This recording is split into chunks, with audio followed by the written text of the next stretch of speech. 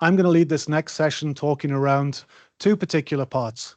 The first is talking more formally about capacity development and the different means of capacity development, also helping to identify your needs for capacity development within a region. And then this will be followed up by some slides around international geodesy initiatives, which has been organized by a number of different associations, and also some of the partners within the geodesy world. And these are also partners of the UN-GGCE. So the next hour, I'm going to go through a lot of information. There'll be a lot of slides, but I'm going to skip over some of them because you have all of this material available within the slide deck. So firstly, we're just going to talk about capacity development. What is capacity development? What forms does it take? Why is it needed? I think we've answered that question. I think everybody here realizes that there is a need for capacity and capability. How does it happen? How can it be initiated? How do you ask for it? I'm going to share some case study examples from different countries and regions around capacity development and provide some links, some insights, and some resources that you can refer to later on. One of the things which I would like for you to always keep in mind when you're hearing these case studies and capacity building is that the communication and the marketing of those messages and your needs is extremely important. And the way that you describe and ask for help, for assistance, can actually make a difference to whether you're successful or not. That is really important. And this will also hopefully start you thinking around the best way to communicate the benefits of geodesy, the needs of geodesy, the needs of investment, which will be featuring in tomorrow's sessions. So very briefly, what is capacity development and why? Capacity development is assistance, it's help. It can be formal help, it can be unofficial help. And it can involve the sharing or the provision of resources, human resources, people with skills and knowledge and experience. It can be financial resources, because money, of course, helps in obtaining things. It could be equipment, whether that's GNSS equipment, whether that's tribrax antennas, computers for doing data processing. It can also be expertise, as we talked around before. So it might not be additional resources for your department in terms of staff or personnel, but it could be expertise that is provided by industry leaders or neighboring countries or organizations or the UN-GGCE, for example. Capacity development can also be data. We've talked a lot about data and how data sharing can benefit other countries and other organizations. Well, sharing data is actually a capacity development activity. Policy is also extremely important, because you can have the best intentions, you can have the best roadmap for how you want to develop your GRS, but if the government policy and policymakers aren't aware of this or don't understand it or can't translate it into policy documents, you're going to have challenges. And then I've put another one here is time. I think pretty much everybody wants more time. How long will it take for you to develop your geodetic reference system? Oh, well, I need 3 years to do this, or 5 years. I need equipment, but I also need time. So anything that we can do to share and reduce the time taken for things can help you to build up a more modernized reference system. Why is it needed? Well, it can be needed for many different reasons. It can be because an organization doesn't have enough human resources, fiscal resources, equipment to do it by themselves. They might not even have the knowledge or the experience to do it properly. We're all here at this capacity development workshop to talk about geodesy. And I know that everybody who's attending here has read the concept note that building up a sustainable geodetic reference frame for nations and for the world is not just technical aspects. It is many different aspects. It is capacity development. It's also needed because groups and organizations wish to learn, to network, and to collaborate. They wish to improve. They wish to have a better understanding so that they can do their job and deliver their tasks and services better. So I think everybody also should be able to interpret that picture. Don't provide with a fish, but teach people how to fish.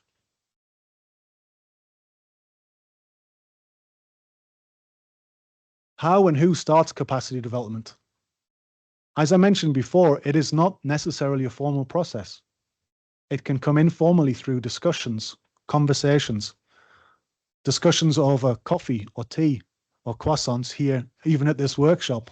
I'm sure already there is a lot of capacity development and knowledge sharing going on from you, the participants. Some organizations, when they have the spare capacity or they have the capability, they can offer their capacity. They may say, we have some equipment that we can loan out. We might have a gravimeter we can loan out. Or it could be that organizations who require it, we need access to a gravimeter. So we talk about it being a push or a pull. So it's not only people asking for help. We see capacity development being more successful when those who have that capacity to share also announce it and share it. And this will lead in very nicely to the alumni of our workshop that Wale will talk about later on, is really building up that community and network within the Africa region following this workshop, but also connecting you and your organizations with the other workshops that we've held and will be running is important. Here are just some of the other names that you may hear: capacity development, education, training and capacity building, outreach and engagement, knowledge transfer. These essentially mean the same part of sharing skills, resources and experiences in a two-way exchange. It's also worth noting that capacity development is not necessarily between one organization and another. It can also be internal capacity development. Building up your colleagues and your teams. Many of you here are in positions of responsibility where you are managing teams. You also have that responsibility and obligation as a team leader or manager to help build up the capacity and skills of your teams to be sustainable.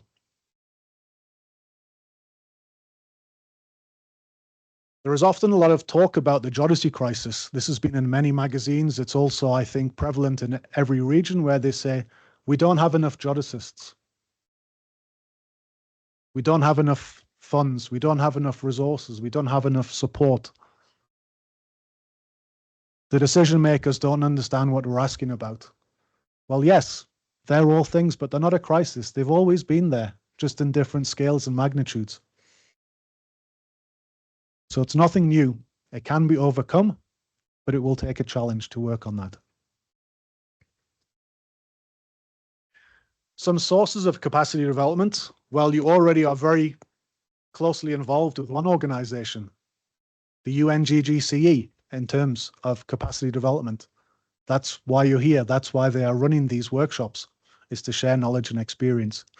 There is a few more here on this list of organizations that Nick, myself and other members are aware of who either provide funds, expertise, equipment in terms of capacity development.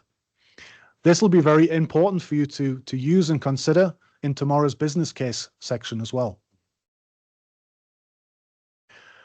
I also just want to put up here this significant piece of news that came earlier on this year, that the US aid organization had its funding cut significantly. Well, it was suspended actually, so very significantly. And that obviously has significant impact and a negative impact on a lot of capacity development activities and projects that they were already involved in. But unfortunately, it has also led other development agencies who fund such organizations or fund such initiatives to also consider what their next steps are. I hope that there are still many nations who will actually increase their development aid to fill the gap, but we have to be aware that the overall amount of development funding may drop.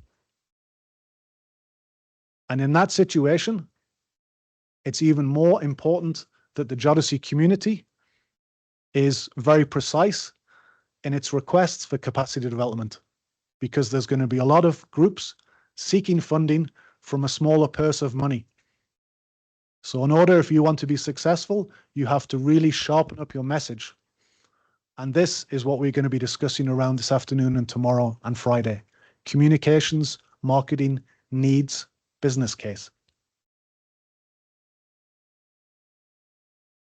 I'm going to go through now for the next 15 or so minutes, some examples, some case studies of capacity development that we have access to from different countries and regions. And the purpose is to provide evidence that capacity development does work, to motivate you to say that it can be done, it is being done. In fact, I've heard a number of examples here through the discussions and interventions and coffee breaks about how this is being done. Of course, we want to be able to do it more and more successfully. And hopefully this will help inspire you as well to consider, how can we as an organization make those reach outs to get assistance, to get help? I would just like to clarify here that these are not all exclusively Geodesy, but they involve Geodesy at some stage. And that is an extremely important message, that Geodesy involves pretty much all industries and sectors. And therefore there is opportunity going forward with development and funding if you can market and you can pitch where your geodetic inputs are contributing to other industries. The first one here I wanted to put up was a land administration success story within Kenya, reported earlier this year. And this was around how the geodetic activities in that workflow, the second, third, and fourth part of that workflow, are all dependent on Geodesy, georeferencing of imagery and of land title parcels. I've put the names on there, so some of the Kenyan colleagues here may know them already, but this was a fantastic example about how Geodesy is an important part of that digital transition within any nation, especially around land administration. Chad, land administration here. Here is a couple of screenshots from our colleague Eva Unger, who was also one of the team building up this workshop. And she'd been working on a project in Chad where it's very important that Geodesy, of course, can help all of these georeferencing of land parcels, but it's very important to understand the marks on the ground.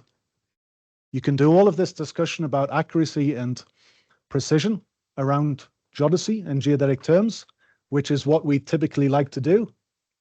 But we also have to not forget about the reality on the ground. But Geodesy still has that impact and involvement on there. I also wanted to make reference to some land administration models. So here is the STDM, the social tenure domain model. It's a very complicated and busy workflow here, but one of the highlights is no matter how much this is used in so many different nations around the world, the spatial unit in the top right corner there requires Geodesy absolutely.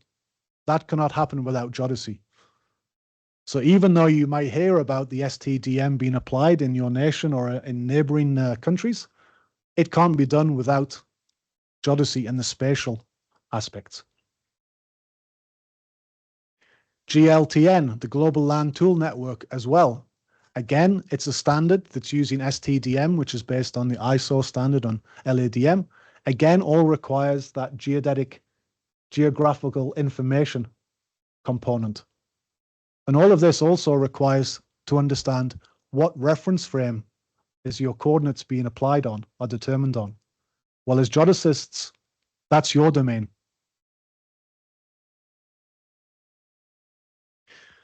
FAILA, the Framework for Effective Land Administration, also is been running now, I think, for more than 8 years after its adoption at the 10th session of the UN-GGCE. And that is also been utilized and applied and actioned in many different regions, including here in Chad again. But it's that spatial aspect which is critical for it. It cannot work without. It provides that connection between the people and the governance using geodetic technologies. I'm going to drop now into a regional example of capacity development. And this is a community that Nick and I know very well, Nick especially so. And this is a council which has been built up across the Pacific region, the Pacific Island communities and territories. As Nick mentioned before, they're not small island development states, they're large ocean states. They have a huge area, but thankfully, these organizations here, and you see the different nations' flags at the bottom there, they actually came together and thought, yes, we can actually request assistance from our neighbors, not only in the Pacific, but beyond, in New Zealand and Australia, as some examples. But we have more chance of accessing capacity if we work together, if we coordinate our activities and our needs and our requests for the benefit of this region, we will actually improve the likelihood of getting external capacity and support.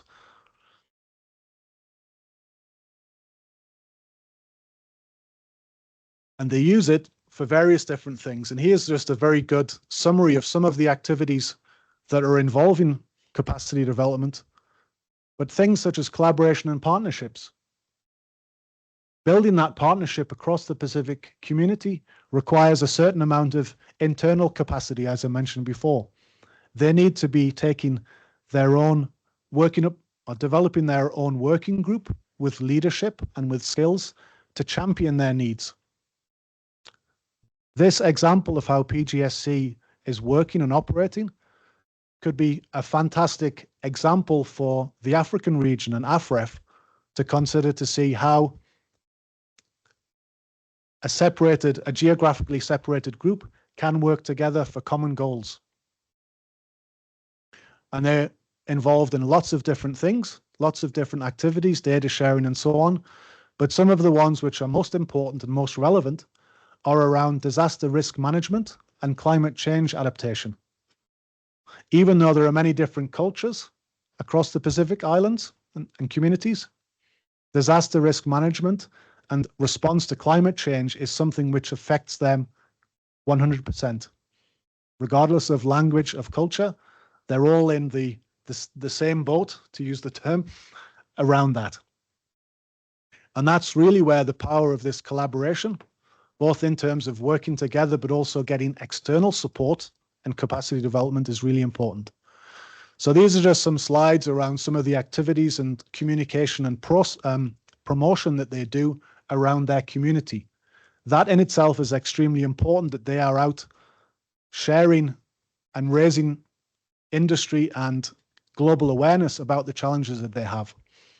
So PGSC, for example, is very proactive in attending workshops, giving presentations, informing about the status of their activities, how they're progressing, but then they also counter that with where their needs and requests for further support are. That's really important.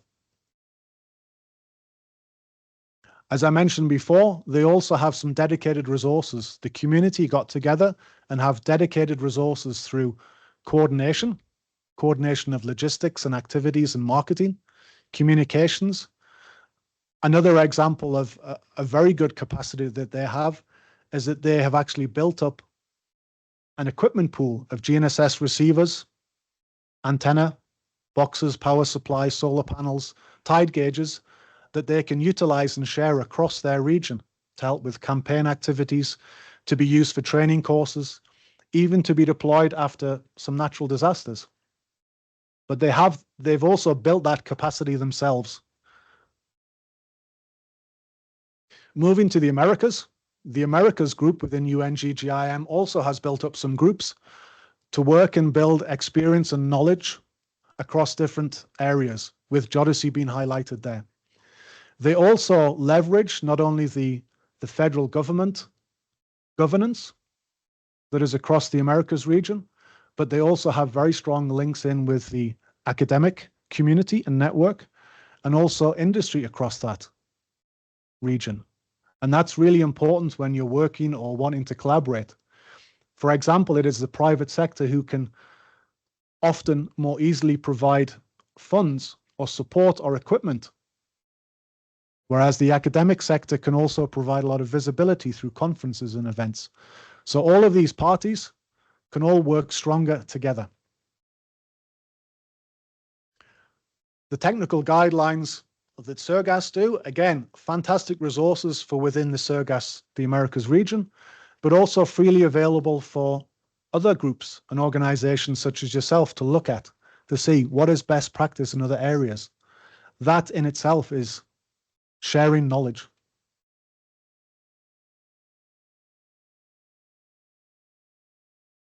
Fun. Translation of documents. That is also a very important activity. This is our first regional workshop where we've had a secondary language being provided. We have the interpretation into French. We have all of the slide materials in French also. And we realize how important and how successful that is for you, the readers and participants, to access the data, to access the information. And this is one thing that is very important to do. Even something as relatively simple as providing materials in a second or third or multiple languages then opens up access to that data and its knowledge to a greater number of readers. There are also different organizational networks, and FIG, the International Federation of Surveyors that I'm involved in, has a number of networks. I'll talk a little bit more about them later on, but they have networks of experts who volunteer their time either on a regional basis, either in terms of young surveyors, surveyors 35 years old or 35 years young and younger, but also in terms of standards networks, sharing expertise and guidance on how standards can be used in geodesy and surveying. The Young Surveyors Network, and I'm very happy to talk a little bit more about that later, is also an extremely important point for the sustainability of geodesy. Is bringing in and engaging our early career geodesists and surveyors and geospatial experts, and bringing them in and encouraging them also to be sharing their knowledge and experience and enthusiasm across these networks.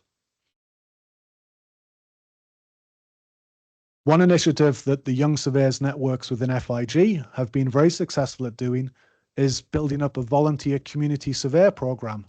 And you can see that a number of activities and groups have been working here in the Africa region around that. Again, another fantastic example of capacity development through volunteers, all unpaid. There is also an FIG Asia Pacific capacity development network performing various different activities and working very closely, for example, with the Pacific community. I hope that you see so far in what I've presented, because I have to speed through this a little quicker now, is that there doesn't need to be an official capacity development activity done by an organization or a network or an association for it to develop capacity and share capacity. There are some very good examples here within the FIG community also, where volunteers have worked together to share information such as this, the contribution of the surveying profession to disaster risk management before, during, and after disasters. And I would encourage you to access some of these documents, read about it, see how different groups, especially different nations and cultures, work together because they want to provide these certain aspects and skills. There are some more publications coming here where FIG has been involved, but also some others within UN-DRR, Disaster Risk Reduction Group.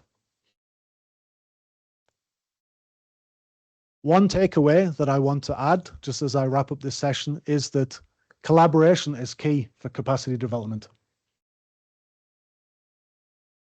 One of the reasons why people ask for capacity development is that they cannot do something under their own means. You either would upskill yourself or you'll find somebody who has that skill and work with them to learn and to use that skill. So some insights. Being able to communicate your needs for capacity development. What do you want to get out of something? What is your ask? What is your request? is extremely important before you start the process of asking and reaching out. It's not so much as saying, we need help, we need training, because the first response that the person will give, what do you need help in? Why do you need help in this? And if you lose time or you don't have that clearly defined and described, then your chances of getting assistance are less. So crafting and communicating this message, understanding what you need, understanding what your partners and stakeholders need, is extremely important. So here are just some little pointers there. If you require equipment, you need to know a little bit about what type of equipment. Does it work off certain standards, certain frequencies, certain constellations? Should it be able to work with your current equipment and extend and support it? Or is it brand new equipment? Do you have the licensing for it? Do your team have the training how to use it and interpret the results? Or do you need help in that? So then you need help in equipment, but also expertise. So it's very important to understand what you're asking for, what you need. And this will also come into the business case aspect tomorrow. One of the things I want to share with you here as well is the center is also very willing to help you craft this. Again, the center will not write this request. The center and its team will help you write the best request, because it's your request, you are leading it, you will be using it, but we will provide from the center all of the assistance that we can, but you have the ownership and the responsibility on these things. This graphic here just shows some of the organizations that we are aware of who provide capacity and development of different types. There are international bodies here on the left that you see, and there are also organizations on the right. Some of these are related to non-government associations or not-for-profit. There are also the commercial sector, the private sector, who's willing to provide that, if you know how to correctly or best ask for this. So final summary slide. Building your capabilities and skills will develop that capacity, and there are people out there willing to help and to share. And asking for assistance is not a weakness. Most definitely is not a weakness. However, you need to be very clear and objective about what you're asking for, why you're asking for it, because that will help improve your chances of getting that support. So communicating a clear request for the capacity development is important. Communicating a clear offer. If you want to provide some assistance to somebody, you should clarify what will you do, how will you help that. But you need to reach out, you need to participate and collaborate in order to access that capacity development. And hopefully this will give you also some preparation for the business cases tomorrow, where again, you will go through those particular steps about being very clear and objective about what you're asking for. I'm just going to open the floor if there's any for a minute, just to see if there are any first questions around this or anything that I can clarify more.